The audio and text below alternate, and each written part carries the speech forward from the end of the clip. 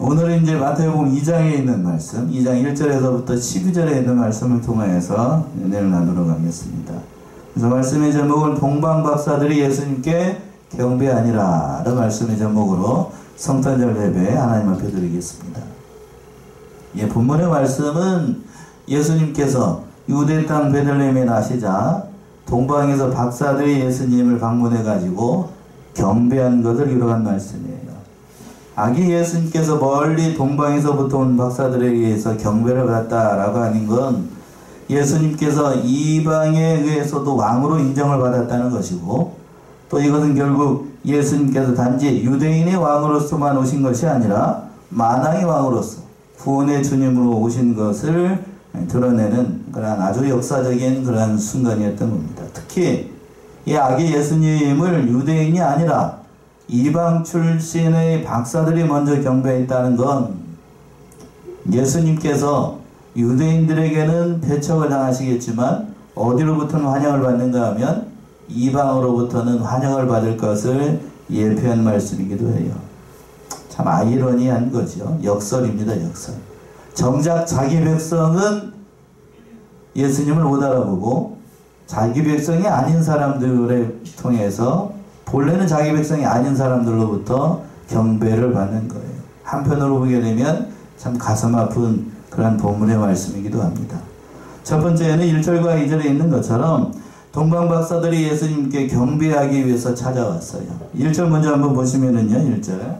헤롯 때에 예수께서 유대 베들레헴에서 나심에 동방으로부터 박사들이 예루살렘에 이르러 말하되, 예, 헤롯 때에 라고 되어 있는데 일명 이 사람이 헤롯 대왕을 얘기하는 거예요. 헤롯 가문의 첫 번째 왕이라고 헤롯 대왕이라고 불리는 사람인데, 그때 당시 로마의 속국이었던 유대 나라를 주전 47년부터 주전 4년까지 다스렸던 왕이 이 헤롯입니다. 헤롯.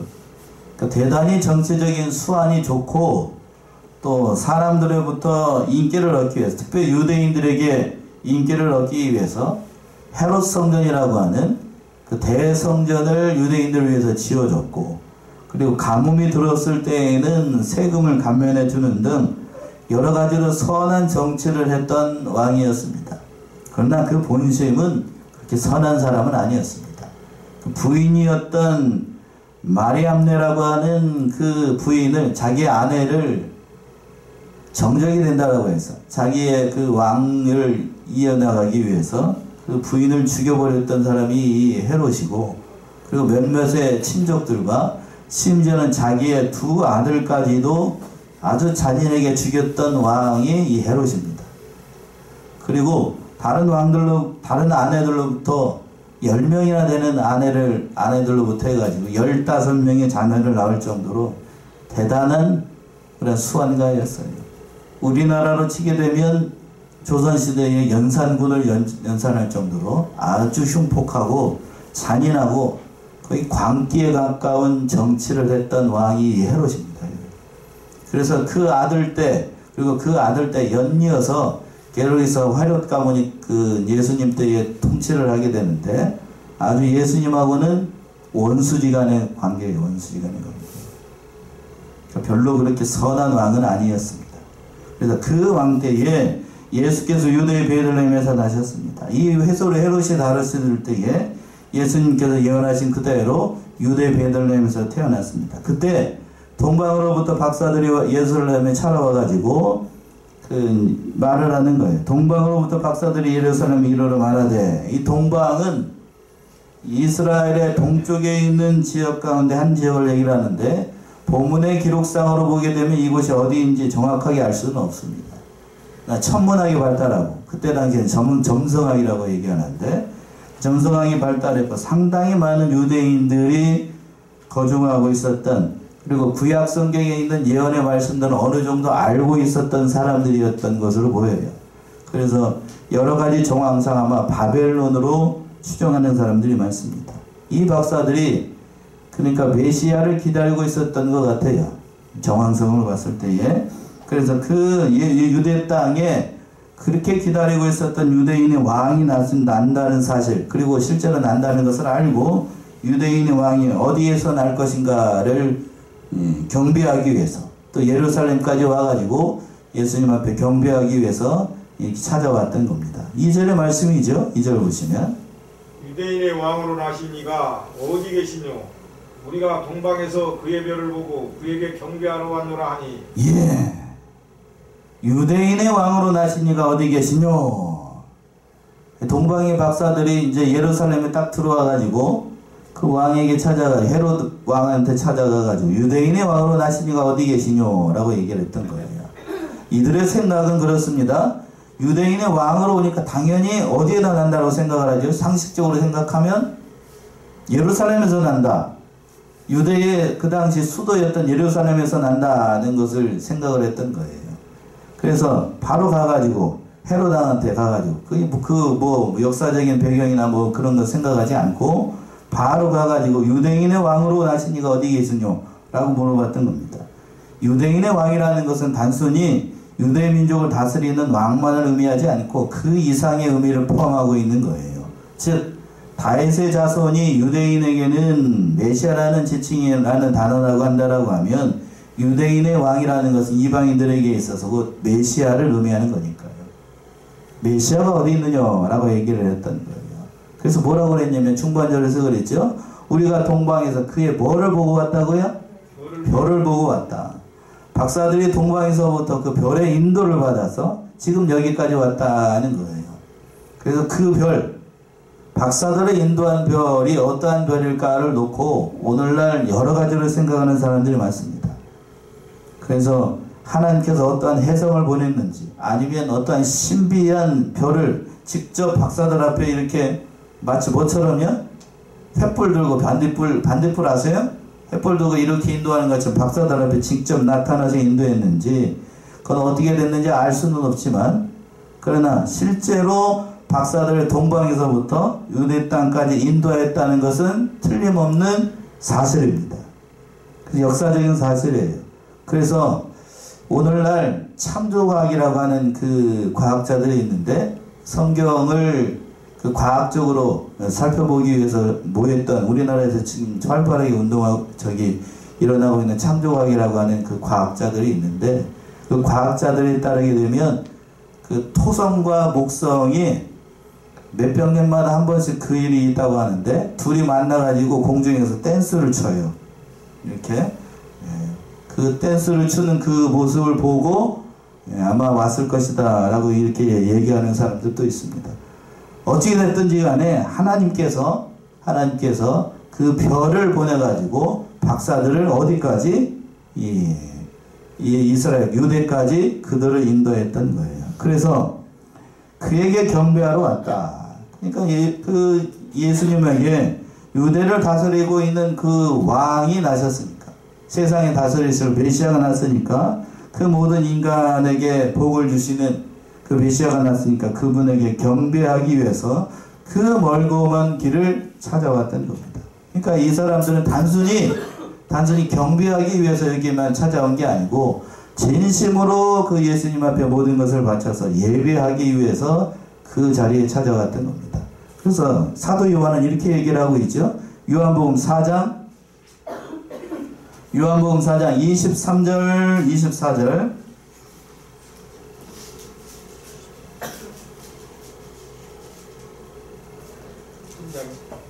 요한복음 4장 23절 24절 아버지께 참되게 예배하는 자들을 영광과 진리로 예배할 때가 오나니 곧 이때라. 아버지께서는 자기에게 이렇게 예배하는 자들을 찾으시느니라. 하나님은 영이시니 예배하는 자가 영과 진리로 예배할지니라. 예, 아버지께 참으로 예배하는 자들은 뭐하고 뭐로 예배한다고요? 옛날 성경은 신령과 진정으로라고 되어 있을 거고 개혁파는 영과 진리로 예배할 때가 온다. 곧 이때라. 아버지께서 이렇게 예배하는 자들을 찾으시나니 하나님은 영이시니 예배하는 자가 뭘로? 신령과 진정으로 예배하라. 영과 진리로 예배하라. 지금 이 말씀에서 등장하고 있는 것처럼 동방에 있는 박사들이 예수님에게 단지 공경하는 마음, 그런 단순한 경배가 아니라 영과 진리로 예수님 앞에 예배드리기 위해서 그 자리에 찾아왔던 거예요. 참 중요한 표현입니다. 그러니까 단순히 경배할 목적이 아니고 예수님 앞에 모든 영광을 돌리고 저희가 이 자리에 앉아가지고 예수님 앞에 예배를 드리는 것처럼 하나님 앞에 예배를 드리는 것처럼 예배할 목적으로 예수님을 찾아갔던 겁니다. 두 번째는 3절과 8절에 있던 것처럼 그러나 헤롯은 예수님을 죽이고자 음모를 꾸몄던 겁니다. 3절이죠. 3절 보시면 헤롯 왕과 온 예루살렘이 듣고 소동한지라. 예, 헤롯 왕과 온 예루살렘이 듣고 소동한지라. 동방박사들의 말을 듣고 헤롯 왕과 온 예루살렘이 소동을 했습니다. 그 당시 유대를 다루고 있었던 이 섭정왕이었던 이 헤롯은 이 자신의 왕권에 대한 강한 집착이 있었어요. 유대의 정통 유대인이 아니고 피가 혼혈이에요. 혼혈. 그러니까 늘 우리나라도 그렇죠. 조선시대에 보게 되면 정통으로 왕권을 이어받은 왕이 아니고 정통이 아니고 옆에서 이렇게 쫙 들어가게 되고 반정이 일어나서 왕권이 됐거나 그런 사람들을 보게 되면 대부분 보게 되면 그 왕권에 대한 욕구가 강해요. 그래서 그 왕권을 지키기 위해서 어떻게 하는 경우가 많죠? 사람들 많이 죽입니다. 태종이 그랬죠. 태종 이방원이 그랬고 그 후대들 넘어와가지고 세조 그렇죠? 수양대군이 그렇게 많은 피바람을 일으켰고 또 강해군 뒤에 다음에 나왔던 인조 반정을 일으켰던 그 모든 세력들이 다 정권이 불안하니까 뭐를 많이 일으키게 되냐면 옆에 있는 사람들 많이 죽여요. 지금 헤롯도 마찬가지예요. 헤롯도 마찬가지. 정통 유대인이 아니고 유대를 다스리고 있었던 로마에 의해서 이렇게 임명된 섭정왕이기 때문에 정권이 불안해요. 자신의 왕권이 불안하다고요. 그러니까 유대인의 왕으로 나신 이가 어디 계시뇨? 라는 말을 들었을 때에 헤롯 왕의 입장에서 봤을 때에는 자신의 왕권이 두렵잖아요. 그쵸? 그 두려우니까 두려운 마음이 들게 되고 이 나를 쫓아내고 새로운 왕이 등장을 하는가 라고 생각을 해가지고 마음이 심히 괴롭고 두려운 마음이 들었던 겁니다. 그런데 여기서 또 한 가지 또 이해가 안 되는 게 뭐냐면 헤롯이 그 말을 듣고 소동한 건 어느 정도 이해가 돼요. 그런데 그 하반절 중반절에 뭐라고 되어 있냐면 헤롯 왕과 어디가 소동을 했다고요? 온 예루살렘. 예루살렘이 소동을 했습니다. 헤롯은 그렇다 치고 예루살렘이 소동했다라는 말은 이해가 잘 안 됩니다. 왜 그렇지요? 예루살렘 입장에서 봤을 때에 메시아가 탄생한다는 것은 기쁜 소식이에요? 놀랄 소식이에요? 기쁜 소식이죠. 로마의 압제로부터 또 정치적인 왕이 됐든 뭐가 됐든지 간에 메시아가 났다는 사실은 이스라엘에게 있어서는 예루살렘에게 있어서는 기쁜 소식입니다. 그런데 헤롯과 같이 같이 그냥 소동을 했다는 것은 그때 당시 예루살렘에 있었던 사람들이 영적으로 대단히 무지했다는 거예요. 그러니까 메시아를 맞을 준비를 하고 있지 못했다는 얘기지요. 그러니까 이 당시 사람들이 겉으로는 메시아를 기다리고 있고 또 메시아를 소망하는 가운데 있었지만 그러나 신앙적으로 영적으로 봤을 때에는 전혀 예수님을 맞을 준비가 되어 있었지 않았다는 얘기입니다. 그 영적인 그들의 실체를 보여주고 있었던 거예요. 그래서 왕이 그 얘기를 듣고 4절처럼 행동하지요. 4절 보시면은요. 왕이 모든 대제사장과 백성의 서기관들을 모아 그리스도가 어디서 나겠느냐 물으니 예.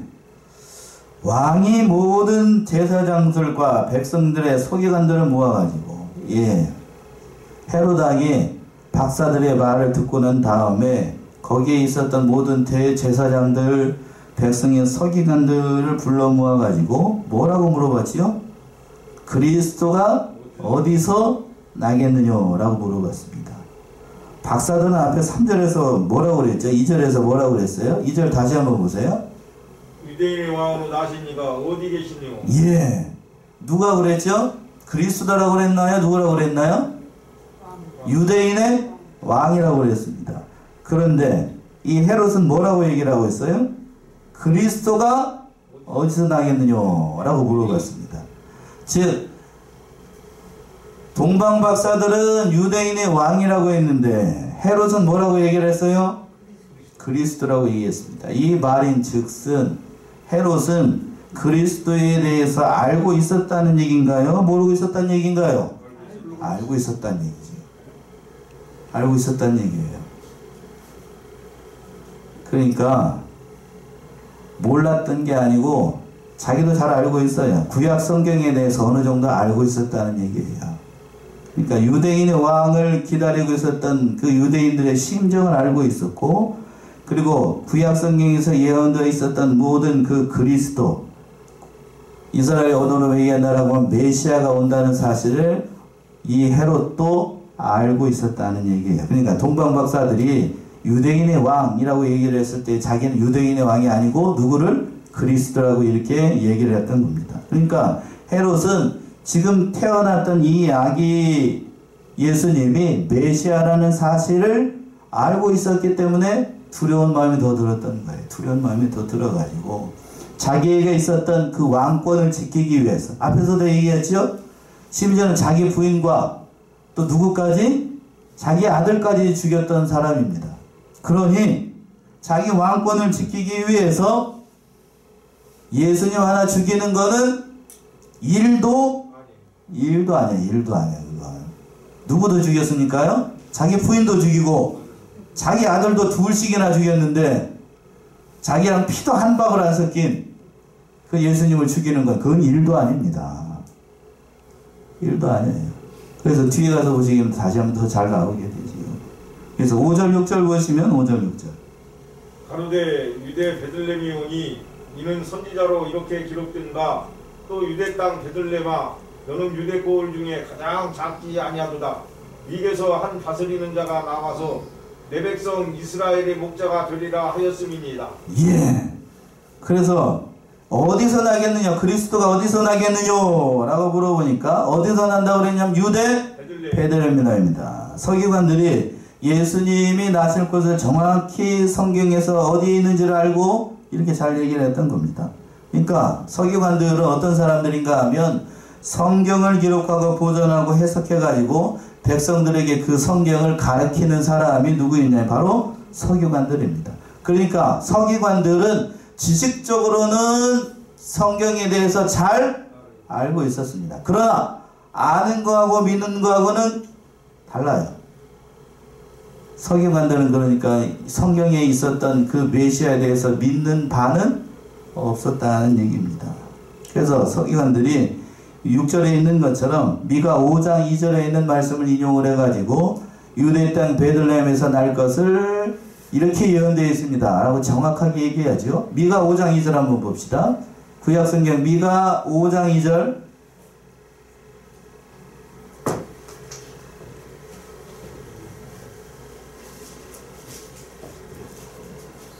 미가 5장 2절이요. 베들레헴 에브라다야 너는 유다 족속 중에 작을지라도 이스라엘을 다스릴 자가 네게서 내게로 나올 것이라. 내 부부는 상고의 최초이니라. 예. 그러니까 이 말씀처럼 여기에 이렇게 예언되어 있는 것처럼 예수님께서 어디에 나신다고요? 베들레헴에서 나게 될 것을 잘 알고 있으니까 이 헤롯 왕이 물어봤을 때에 서기관들이 그 구절을 찾아가지고 정확하게 이렇게 얘기를 해줬던 거예요. 오늘날에도 그렇습니다. 오늘날에도 지식적으로는 성경을 잘 아는 사람들이 많아요. 오늘날 자유주의 신학자들이나 성경을 믿지 않고 연구하는 사람들도 성경에 대해서 잘 아는 사람들 많습니다. 역사학자들도 그렇고, 그리고 철학자들도 그렇고. 보세요. 철학하는 사람들이 있죠. 대학에서 철학과 교수님들, 철학과 교수 하는 사람들 있잖아요. 종교 철학하는 사람들 있잖아요. 그 사람들은 성경에 대해서 알까요? 모를까요? 알아요. 죄송하지만 여러분보다 더 잘 알아요. 더 잘한다고요? 그런데 뭐 하지는 못하죠? 믿지는 않아요. 창세기 1장 1절에 있는 것처럼 태초에 하나님은 천지를 창조하시니라. 이 말을 그들은 믿지 않습니다. 뭐로는 알죠? 머리로는 알아요. 지식적으로는 알고. 그러나 그걸 가슴으로는 믿는 바가 없어요. 오늘 말씀에 등장하고 있는 서기관들과 바리새인들도 지식적으로는 예수님이 어디에다 나신다? 베들레헴에서 난다는 것을 누구보다도 잘 압니다. 그러니까 그 말씀, 예언하니 그 말씀대로 예수님이 탄생을 했으니 그 예수님께 가서 뭐 해야 되죠? 경배드리고 예배 드려야 되는 게 하나님의 백성으로서 마땅한 도리입니다. 그러나 그들은 예수님을 찾아갔을까요? 안 찾았을까요? 안 찾아가요. 안 찾아갑니다. 왜? 누구를 믿지 않으니까요? 예수를 믿지 않으니까. 믿지 않으니까 그 믿지 않는 사람에게 가서 경배할 이유가 없는 거죠. 그래서 보냅니다. 7절 보시면 7절. 이에 헤롯이 가만히 박사들을 불러 별이 나타난 때를 자세히 묻고. 예. 이에 헤롯이 가만히 박사들을 불렀습니다. 그래서 어떻게 불렀다고요? 박사들을? 가만히 불렀습니다. 사람을 이렇게 손짓하면서 가만히 부를 때에는 좋은 의도로 사람을 부르지요? 아니죠? 어떤 비밀스러운 얘기를 하거나 좋지 않은, 남이 들어서 좋지 않은 말을 할 때에 모르죠? 손짓하고 이렇게 부르죠? 이렇게 가만히 부릅니다. 그래서 헤롯이 박사들을 가만히 불렀어요. 그러면서 뭐에 대해 물어봤냐면 별이 나타난 때가 언제인지 자세히 물어봤습니다. 왜 자세히 물어봤을까요? 예? 자세히 물어봐가지고 자세히 물어봐서 뭐 하려고? 예, 예수님을 죽이려고. 표면상으로는 근데 뭐라고 얘기해요? 8절처럼 얘기해요. 8절 보시면. 베들레헴으로 보내며 이르되 가서 아기에 대하여 자세히 알아보고 찾거든 내게 보하여 나도 가서 그에게 경배하게 하라. 예. 그들을 베들레헴으로 보내면서 뭐라고 그랬냐면 가서 아기에 대하여 자세히 알아보고 찾거든 누구에게도? 나에게도 구해달라고 얘기를 했어요. 그러니까 그리스도를 찾는 데 있어서 누가 제일 열심히 했죠? 박사들이 제일 열심히 했고 그 다음은 누구요? 헤롯왕이었습니다. 왜? 헤롯왕이 왜 열심히 했는가? 자신의 왕권을 위협하는 그 아기 예수를 어떻게 하기 위해서? 죽이기 위해서죠. 겉으로는 봤을 때 경배한다고 얘기를 했습니다. 이건 거짓말입니다. 실제는 예수님을 잡아 죽이고 겉으로는 경배한다고 이렇게 속이려고 했던 건 마귀의 역사는 이렇게 교모하다는 거예요. 실제로 이 박사들에게 자기가 속은 줄로 알고 엄청나게 많은 사람들을 다 죽이자, 얘기들을 다 죽입니다. 16절이죠. 16절 보시면 이에 헤롯이 박사들에게 속은 줄을 알고 심히 노하여 사람을 보내어 베들레헴과 그 모든 지경 안에 있는 사내 아이를 박사들에게 자세히 알아본 그때를 표준하여 2살부터 그 아래로 다 죽이니. 예. 자세히 알아본 그때로부터 해가지고 몇 살 이하를 다 죽여버려요? 2살 이하. 2살 이하를 다 죽여버립니다. 다 죽여버려요. 그러니까 아주 악한 왕이에요. 악한 왕이었습니다.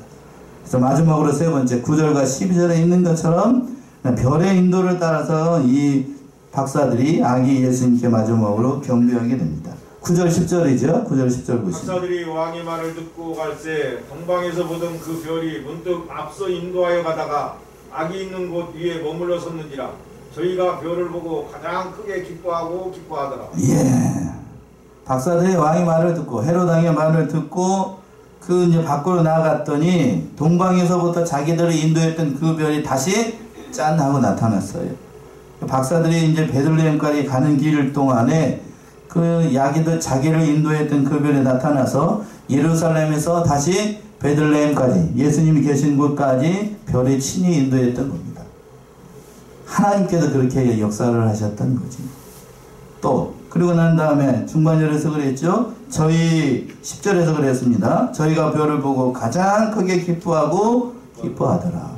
잃어버렸던 별을 다시 찾게 됐고 하나님의 인도하심을 다시 받아서 아기 예수님께 그 교회에 인도하게 됐으니까 그 모습을 보고 또 그 예언하신 그대로 자기들 앞에 예수님이 나타나서 경배할 수 있게끔 했으니까 누구보다도 가장 기뻐했던 것이 바로 이 동방 박사들이었어요. 그러나 한편으로 보게 되면 이 말씀은 참 안타까움을 금할 수가 없어요. 왜냐하면 진작 경배를 받아야 되고 누구보다도 가장 크게 기뻐해야 될 사람은 동방에 있는 박사들이 아니고 누가 경배해야 되는 거죠? 누가 경배해야 돼요? 자기 백성. 자기 백성이 누군데요? 예루살렘 사람들 아닌가요? 이스라엘 사람들 아닌가요? 유대 사람들 아닌가요? 그리고 또 가장 경배를 해야 된다라고 하면 누구로부터 경배를 받아요? 헤롯 왕으로부터. 그리고 또 누구로부터? 대제사장들과 서기관들과 그 휘하에 있었던 모든 사람들로부터 환영을 받아야 되는 게 예수님이에요. 그러나 그들로부터는 그러한 경배를 받지 못합니다. 예수님께 와가지고 찾아가가지고 경배했던 사람들은 이방 출신의 이 동방 박사들이었고 또 그 지경에서 양을 치는 목자들 뿐이었습니다. 누가복음 2장이지요. 누가복음 2장 15절에서부터 봅시다. 누가복음 2장 15절에서부터 20절.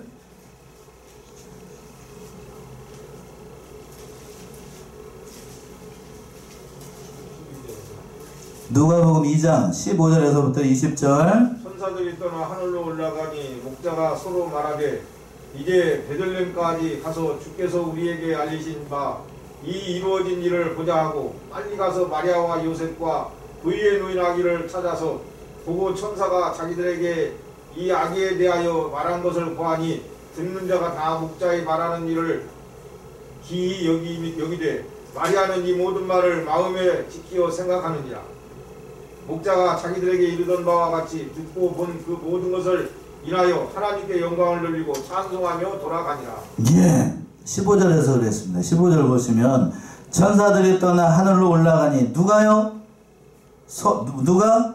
목자가 서로 말하되 이제 베들레헴까지 가서 주께서 우리에게 알리신 바 이 이루어진 일을 보자 하고 어떻게 갔다고 그랬냐면 빨리 갔습니다. 그리고 20절 보시면 또 누가 갔다고 그랬냐면 목자가 자기들에게 이르던 바와 같이 보고 본 모든 것을 인하여 누구에게 영광을 돌리고 하나님께 영광을 돌리고 찬송하며 돌아갔습니다.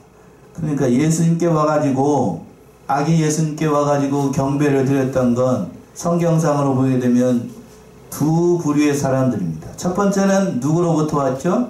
오늘 본문의 말씀에 등장하고 있는 동방 박사들이고, 그리고 또 누구냐면 그 지경에 양을 치고 있었던 목자들이 와서 경배를 했고, 또 누가복음 그 후에 가게 되면 20절 이하에 가게 되면 누구로부터 경배를 받았냐면 안나와 시므온이라고 하는 늙은 그 노인들에 의해서 경배를 받았어요. 그러니까 아주 소수의 사람들, 이 사람들 보게 되면 예수님 앞에 나와서 경배했던 이 사람들을 보게 되면 그 정통 유대인들 입장에서 봤을 때에는 소외된 사람들이에요. 그 복음이 장차 이런 사람들에게 전파가 됩니다. 누구로부터요? 누구들에게 전해지냐면 바로 이방의 복음이 전해지게 되죠. 그렇죠? 예수님의 복음이 이방에 전해지게 됩니다. 그리고 그들이 가장 천하게 여겼던 노인과 어린 아이들에게 전해져요. 그렇죠? 그리고 또 누구에게 들리냐면 목자와 같이 세상 사람들로부터 별반 사람 취급을 못 받았던 사람들에게 예수님의 복음의 말씀이 전해지게 됩니다. 그렇게 전파가 되게 되는 거예요. 그래서 그 동방에 있는 박사들이 그 예수님 앞에 경배하게 되는데 어떻게 경배합니까? 11절 보시면 11절. 집에 들어가 아기와 그 모친 마리아에 함께 있는 것을 보고 엎드려 아기께 경배하고 보배함을 열어 황금과 유향과 몰약을 예물로 드립니다. 예, 11절 우리 다 같이 합독합시다. 잠도 깰 거. 11절 시작. 집에 들어가 아기와 그 모친 마리아와 함께 있는 것을 보고 엎드려 아기께 경배하고 보배압을 열어 황금과 유향과 모략을 예물로 드립니다. 자, 11절 말씀을 제가 합독하라고 한 이유가 있겠지요. 집에 들어가 보니까 아기와 그 모친 누가 함께 있었어요? 마리아가 함께 있었습니다. 그런데 엎드려 누구에게 경배했더라고요? 마리아에게 경배했죠? 아기께 경배했어요. 아기께 경배했습니다. 졸고 계신 줄 알았더니 다 듣고 계시네요. 그러니까 박사들이 집에 들어가가지고 그 아기를 안고 있는 마리아에게 이렇게 경배한 게 아니라 누구에게만 경배를 했다라고 되어 있냐면 아기 예수님께 경배했습니다. 그러니까 천주교에서 마리아의 상을 만들어 놓고 마리아에게 경배하는 건 그건 성경 위반이에요. 성경 위반. 심지어 성탄절이 되게 되면 어떤 그림이 있게 되냐면 마리아 품에는 항상 누가 안겨있죠? 예수님이 항상 얘기해요. 마리아 품에서는. 커도 한참 컸을 것 같아. 2000년이 지났는데. 그렇죠? 커도 한참 컸을 것 같은데 항상 얘기해요. 그러니까 예수님이 더 크다는 얘기예요? 마리아가 더 크다는 얘기예요? 그들 입장에서 봤을 때 마리아가 더 크다는 거예요. 마리아가 더 크다는 얘기입니다. 성경은 그러니까 천주교는 마땅히 드려야 될, 예수님께 드려야 될 경배와 찬양과 영광을 누가 다 가르치고 있는 거냐면 마리아가 가르치고 있어요. 그러니까 그거는 엄밀하게 얘기하면 우상숭배예요. 우상숭배. 우상숭배. 박사들이 본문의 말씀에서 정확하게 얘기하고 있잖아요. 박사들이 경배한 건 아기 예수님입니다. 마리아에게 경배하지 않았어요. 마리아는 경배의 대상이 아니니까요. 단지 예수님에게 뭐를 빌려준 것? 몸을 빌려준 것 뿐입니다. 그렇다라고 해서 마리아의 믿음이 없거나 그런 건 아니에요. 그런 건 아닙니다. 다만 하나님께서 마리아의 몸을 빌어서 예수님을 태어나게 했고, 또 지난주에 살펴봤습니다만 요셉도 그 법적인 아버지로서의 모든 역할을 감당하도록 예수님께서 요셉과 마리아를 사용하신 거예요. 그 믿음을. 그 자체가 또 영광이기도 하고. 그러나 결코 경배의 대상인 것은 아닙니다. 왜 그렇다라고 하면 마리아면 경배한다라고 하면 누구도 경배해야 되죠? 왜 엄마만 경배해? 제가 봤을 때는 마리아도 물론 대단한 믿음입니다만, 마리아 이전에 그 마태복음에 등장하고 있는 그 아버지 피 한 방울 안 섞인 그 예수님의 법적인 아버지로서의 요셉도 그에 못지 않아요. 누구도 그렇다라고 하면 누구도 경배를 받아야 되는 거예요. 요셉도 받아야 되죠. 그러나 요셉을 경배한다는 말은 어디에도 없어요. 그렇죠? 아버지들이 여기서 서운하죠? 그렇습니다. 성경 위반입니다. 자, 본문으로 돌아와서, 자, 동방에 있는 박사들이 뭐뭐 세 가지를 줬어요? 황금과 유향과 모략을 예수님 앞에 예물을 드렸습니다. 각각의 영적인 의미가 다 있습니다. 황금은 누구에게 합당한 예물이냐면 왕에게 합당한 예물이에요. 찬송가에 있는 것처럼. 또 유향은 뭐에 합당한 예물이냐면 선지자에게 합당한 예물이고, 또 모략은 제사장에게 합당한 예물입니다. 그러니까 영적인 의미를 더 얘기한다라고 하면 태어나는 그 순간부터 돌아가시는 그 순간까지 누가 친히 그걸 살피신다는 거 얘기하는 거냐면 하나님께서 모든 형편을 살피신다는 사실을 보여주고 있는 그런 말씀입니다. 마지막으로 12절 보시면, 후에 헤로데게로 돌아가지 말라 지시하심을 받아 다른 길로 고국에 돌아가니라. 예, 다른 길로 고국에 돌아갔다. 박사들이 이제 예수님 앞에 경배드리고 돌아가려고 했더니 밤에 자고 있는데 꿈에 나타나가지고 누구에게 돌아가지 말라고요? 헤로데에게 가지 말고 다른 길로 가라고 얘기를 했습니다. 그 명령을 따라서 이 박사들이 다시 거기로 가지 않고 다른 길로 고국에 돌아가게 됐습니다. 그래서 그 일 때문에 큰 사단이 일어나게 되지요. 그래서 이처럼 박사들이 예수님 앞에 찾아와가지고 그 모든 일들을 했던 것은 참으로 귀한 믿음의 역사예요. 세상에 많은 사람들이 있습니다. 오늘 성탄절인데 특별히 여러 가지로 많은 일들이 있어요. 올해 한 해 참, 올 마지막 주에 지난 예배 시간 처음에도 말씀드렸습니다. 눈이 많이 왔습니다. 눈이 많이 와가지고 눈으로 볼 때에는, 여기 육신의 눈으로 볼 때에는 참 좋았습니다만 눈을 치우려고 하니까 어제 너무 많이 힘이 들더라고요. 그래도 우리는 예수님의 탄생하신 것에 대해서 너무 감사하고 기쁘고 감사하는 날이에요. 오늘 동방박사들이 예수님 앞에 경배했던 것처럼 그 신앙의 본을 따라서 진정으로 모든 영광과 존귀를 받으셔야 될 분은 마리아가 아니고 누구요? 예수님이라는 사실을 깨닫고 예수님께만 모든 영광을 올려드리는 귀한 믿음의 성도님들 다 되시기 바랍니다. 기도하겠습니다.